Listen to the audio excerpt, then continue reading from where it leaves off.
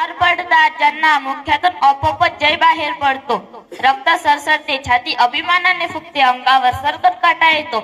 अशा या मराठमोळ्या माझ्या बंधू भगिनींनो, माझे नाव कल्याणी मोहन गंभीरराव. आज मी येथे अशा एक महान पुरुषांचा गाथा उलगडणार आहे ज्यांचा मलाच नाही तर संपूर्ण देशाला अभिमान आहे.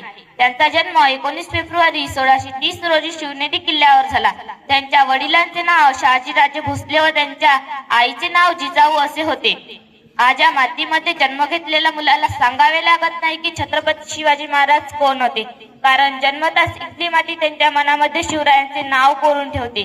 कोण होते शिवाजी, असे कोणते काम त्यांनी केले की या 350 वर्ष उलटूनही त्यांच्या नावाचा जय जयकार होतो.